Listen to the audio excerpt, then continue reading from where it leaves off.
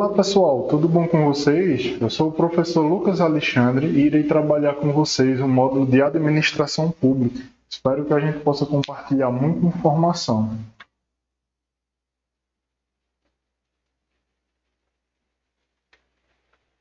Dentro da apresentação do assunto, eu vou abordar algumas aulas. Então serão elas: a aula 1, a administração e as organizações modernas, processos organizacionais na aula 2. Na aula 3, eu vou falar um pouco sobre a organização administrativa. Na aula 4, eu vou falar sobre a gestão de processos. Na 5, a gestão de contratos. Na 6, o planejamento estratégico. Na aula 7, eu vou falar um pouco sobre as inovações que aconteceram no âmbito da administração pública, de acordo com a Constituição de 1988. Essa aula é muito importante. Na aula 8, eu também vou falar sobre relações humanas no trabalho, é muito importante para o nosso dia a dia. E na aula 9, eu vou finalizar com o assunto de ética e cidadania.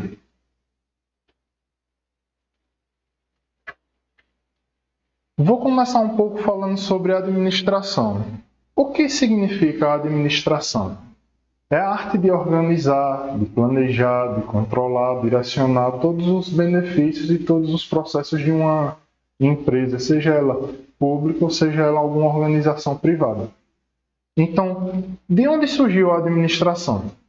A administração não se sabe ao certo, porém, temos a informação de que a administração ela surgiu por volta de 4.000 anos antes de Cristo na antiga Sumária, onde foi diagnosticado que as pessoas precisavam ter uma organização de seus suprimentos para poder ultrapassar alguns períodos que eram muito tempestivos, né? E com isso deu-se origem ao intuito de fazer a organização. Porém, sabemos que na pré-história, enquanto o homem foi surgindo, foi criando essa necessidade de ter uma organização, de ter um local para ficar. Então, tudo isso pode ser considerado como o início da administração. Pergunto a vocês, como é feita a administração pública? A administração pública ela é feita através de projetos de lei, onde a gente vai obter uma organização e essa organização vai ser regida através de leis. E essas leis é que vão direcionar todo o resultado que uma empresa, um órgão público, ele precisa ter para atender os benefícios que a sociedade necessita. Então, vou começar falando sobre Steve Jobs e a história da Apple. Eu vou fazer uma simples pergunta. Dos dois que aparecem na foto, qual deles foi responsável pela criação da empresa mais valiosa do mundo durante 20 anos consecutivos? Então, podemos ver que temos Steve Jobs e Steve Wozniak, que foi um dos fundadores. Pergunto a vocês, Steve Jobs, ele criou tecnologia ou ele foi a pessoa responsável por vender essa tecnologia? Tá aí a resposta. Steve Jobs, ele não sabia trabalhar com informática. Ele sabia ao pouco alguns detalhes sobre como era feito um processo, como era feito um servidor, uma placa. Então ele utilizou a genialidade de Steve Wozniak para poder criar uma das maiores empresas do século 20 e 21. Então a Apple hoje ela é referência mundial não só pelo seu valor de mercado, mas pelo processo organizacional que a empresa obteve. Então, para falar um pouco sobre a administração pública, eu vou falar sobre algumas características que as organizações modernas precisam ter. São elas a divisão do trabalho, a especialização, a hierarquia, a distribuição da autoridade ou delegação de poder e o racionalismo. Cada etapa dessa, ela forma estruturas que transformam a organização em organizações que são representadas para o bem do povo ou para o povo. Vou começar falando sobre a especialização. Quando a gente fala em especialização, seja ela no ramo privado ou no ramo público, a gente tem a ideia de que se a gente faz um serviço, se a gente tem uma atividade que ela é feita diariamente, a cada dia que é passado, a gente chega ao máximo da perfeição. Então, uma série de repetições, várias execuções ao longo do dia, tem uma maior facilidade de operar as margens da perfeição. E com isso, a gente pode reduzir os custos da organização e pode atender de uma forma melhor para o produto ou serviço chegar na mão de um consumidor. Quando falamos em hierarquia, temos que entender que existem dois tipos de hierarquia. Hoje, a administração pública ela está conciliada com a administração organizacional. Então, para que isso aconteça, o que significa hierarquia? Hierarquia, ela surgiu da necessidade de dividir o trabalho, não concentrando em uma área só a produção de um produto ou de um serviço, mas a gente aumenta as funções que existem dentro da organização e com isso vamos delegando os poderes a outras pessoas para que esse produto ou serviço que foi estabelecido ele seja entregue de uma forma mais rápida, mais bem feita e com o menor custo possível. Então a gente pode dizer que hierarquia é um comando de subordinação, onde existe uma pessoa responsável por delegar todos os poderes e vai ser essa pessoa que vai realizar a cobrança do produto ou serviço que vai ser colocado na reunião estratégica e com isso a gente vai ter esse meio de característica organizacional. Então, na figura aqui, eu trouxe para vocês dois tipos de hierarquia. Eu trouxe a hierarquia da pirâmide de Maslow, que fala sobre as necessidades básicas do ser humano. E trouxe também a hierarquia dentro de uma organização, essa de forma linear. São 5, mas eu vou apresentar primeiro a linear. Como funciona a da pirâmide de Maslow? Maslow ele foi um estudioso que ele criou essa teoria de que o ser humano, para alcançar o sucesso ou felicidade momentânea, ele precisa de alguns tópicos na vida para que isso seja realizado. Então são elas as necessidades básicas, que é comer, dormir, beber água. Então isso tudo que compõe as necessidades básicas é a base da nossa pirâmide. Então depois a gente passa para moradia, um local para a gente repousar, então seria a questão de segurança. Após passar esse período de segurança, chegamos nas interações sociais.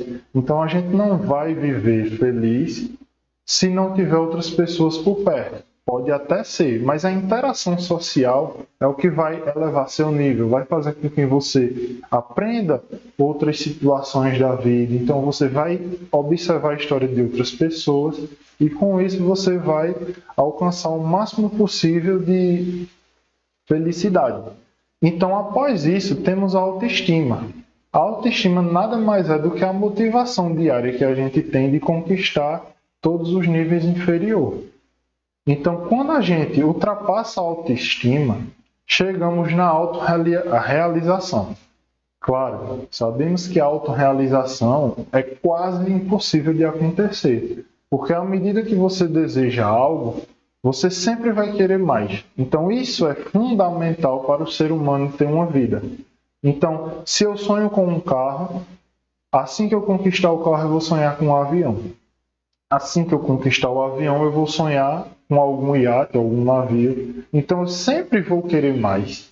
Então, essa pirâmide de Maslow fala sobre as necessidades de autorrealização do ser humano. Já quando entramos na hierarquia organizacional funcional, vemos que temos um diretor de planejamento, um CEO, que é o chefe executivo office de uma indústria. Temos os gerentes, que são subordinados a esses chefes executivos, são os donos da empresa. O gerente ele pode ser considerado um supervisor de atividade, sim. E abaixo está na linha operacional todo o público que compõe o resto da empresa. Então, é a pessoa que vai colocar a mão na massa. É a mão de obra da organização. Espero que isso tenha ficado claro. Então, quando a gente entra dentro de uma organização, Quais são os principais pontos a serem levados em consideração? Quando a gente fala sobre características da organização, nada mais justo do que falar sobre a distribuição da autoridade ou a delegação. Porque dentro da hierarquia, a gente vai representar uma autoridade de responsabilidade para cada nível estrutural. Então, eu posso dizer que eu tenho uma pessoa que comanda a mão de obra, eu tenho uma pessoa que é responsável por comandar os gerentes e eu tenho uma pessoa que é responsável por gerir todas essas normas dentro da empresa. Então, eu coloquei uma observação para vocês entenderem que a autoridade ela vai ser equivalente ao grau de responsabilidade dentro de uma organização formal. E aí vocês me perguntam, dentro de uma organização informal, existe distribuição de autoridade? Existe hierarquia? Com certeza, porque toda organização, seja ela formal, informal, avaliada ou mal avaliada, bem avaliada, todas elas vão precisar de toda a estrutura para atender o que o mercado está pedindo. Então, quando a gente fala em serviço público, temos que apresentar responsabilidade sobre determinada tarefa que é subordinada a fazermos. Então, a gente pode pegar essa frase de Henri Fayol também, que mostra que a autoridade ela vai ser o direito dos superiores de darem ordens que teoricamente serão obedecidas. E a responsabilidade vai ser a contrapartida dessa autoridade. Não quer dizer que a pessoa que deu a ordem terá que realmente ser obedecida. Claro, se eu tenho a oportunidade de fazer um serviço melhor, contrariando a ordem do meu superior, eu posso conciliar o que ele me pediu com essa nova técnica, mas contanto que haja uma conversa entre ambos. Quando a gente fala em características organizacionais, podemos entrar também em racionalismo. Racionalismo, ele vai ser uma organização que são obedecidas em um limite aceitável de operações e que os membros dessa organização eles trabalham em comum acordo com o que foi solicitado. Tem a ver com divisão do trabalho, tem a ver com delegação. Só que a racionalidade, ele entra como uma parte filosófica sobre qual é a melhor forma de maximizar um rendimento. Quais são os melhores procedimentos para eu atender o objetivo que foi estipulado? Então, com isso, eu tenho que o racionalismo, além de tornar padrão os procedimentos da organização, ele vai manter um certo padrão de qualidade e atender os objetivos que foram impostos pelas empresas. Vocês têm que entender que, de acordo com qualquer organização, ela sempre vai apresentar o plano de negócio da empresa, seja ele formal ou informal, mas ele vai sempre ter um direcionamento. E esse direcionamento ele tem que ser seguido através de racionalidade. Então a gente não pode burlar, como a gente também não pode fazer uma coisa que não é solicitada. A menos, claro, com a devida exceção de que tudo que seja feito a mais seja informado, para que a gente tenha ciência do que realmente está acontecendo dentro dessa organização. Passando de racionalismo, a gente entra num assunto muito importante, que são as estruturas organizacionais. As estruturas organizacionais, elas são divididas em várias formas. Eu trouxe para vocês uma imagem das melhores que a gente pode encontrar no mercado hoje, E essas estruturas são a estrutura linear, que foi a que eu apresentei a vocês, que convém um comando de cima e ele vai seguindo uma hierarquia até chegar no nível de execução, que é o nível operacional. Temos também a estrutura funcional, onde cada gerência ela é responsável por olhar o que foi solicitado dentro do seu departamento, como também ele tem a especialidade de entender o que está sendo apresentado no departamento de outra pessoa, de outro gerente.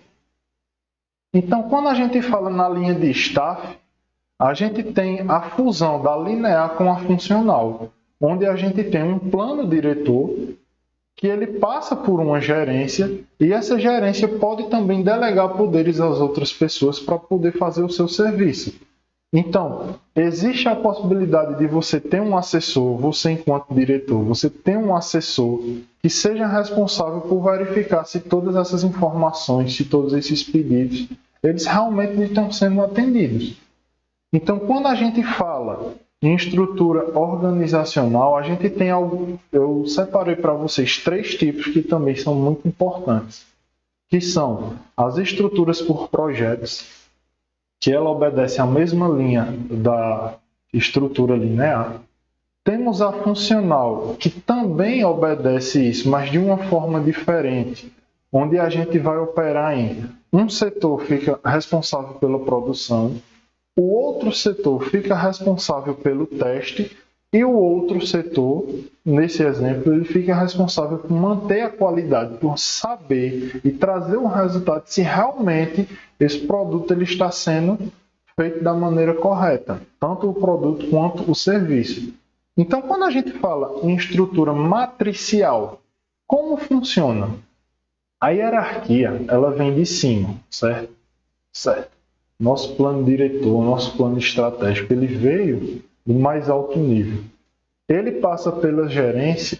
Sim, mas cada uma dessas gerências é responsável por verificar o andamento de cada parte do projeto e, ao final desse projeto, conciliar tudo. Ou seja, eu tenho um telefone celular. Esse telefone celular ele precisa da bateria com carga, precisa do espelho ou visor, precisa do chip e precisa da memória RAM para poder funcionar. Então, assim como no celular, na estrutura matricial eu preciso que todas as 4 formas que eu falei, ou mais, claro, todas essas 4 mais formas que eu acabei de mencionar, eles estejam trabalhando em comum acordo para entregar o resultado que é fazer com que o celular funcione perfeitamente.